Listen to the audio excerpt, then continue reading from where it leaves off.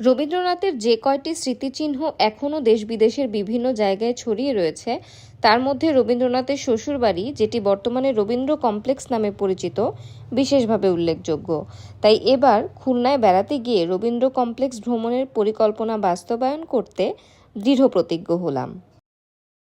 এখানে যেতে হলে প্রথমে বিভাগীয় শহর খুলনায় আসতে হবে।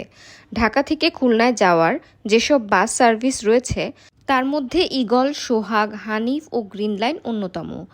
জনপ্রতি সর্বনিম্ন 650 থেকে সর্বোচ্চ 1600 টাকা খরচ করে এসি কিংবা নন এসি এ সকল বাসে চড়ে কিংবা জনপ্রতি সর্বনিম্ন 450 বা 400 থেকে সর্বোচ্চ 1500 টাকা খরচ করে ট্রেনে ঢাকা থেকে খুলনা ভ্রমণ করতে পারবেন।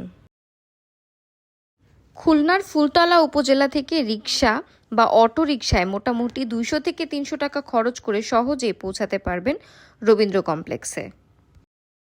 রবিবার বাদে সপ্তাহের 6 দিন এটি গ্রীষ্ম এবং শীতকাল ভেদে সকাল 10টা থেকে সন্ধ্যা 6টা এবং সকাল 9টা থেকে বিকাল 5টা পর্যন্ত খোলা থাকে, যার টিকিট মূল্য মাত্র 10 টাকা। ফুলতলা উপজেলার দক্ষিণডিহি গ্রামে অবস্থিত এই কমপ্লেক্স একসময়ের জাঁকজমকপূর্ণ রায়বাড়ি তথা রবীন্দ্রনাথের শ্বশুরালয় হিসেবে পরিচিত ছিল। এখন রবীন্দ্রনাথ ঠাকুর ও কবিপত্নীর আবক্ষ ভাস্কর্য এবং দ্বিতল ভবন রয়েছে এবং এছাড়াও ঘন সবুজ বাগান, পানের বরজ, নার্সারি এবং দূরে একটি ট্রি হাউস বাড়িটির শোভাবর্ধন করেছে। তো আমরা মোটামুটি সারাটা বিকেল সেখানে কাটিয়ে প্রচুর সুন্দর সুন্দর ফটো সেশন করে আইসক্রিম হাতে রওনা হই ফেরার জন্য।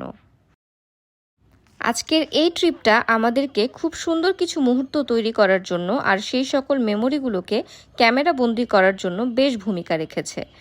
আপনাদের কাছে যদি ছোট্ট এই ট্রিপটা ভালো লাগে তাহলে নিজেরাও এক ফাঁকে ঘুরে দেখে আসতে পারেন।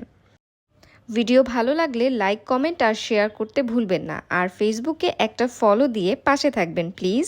আল্লাহ হাফেজ।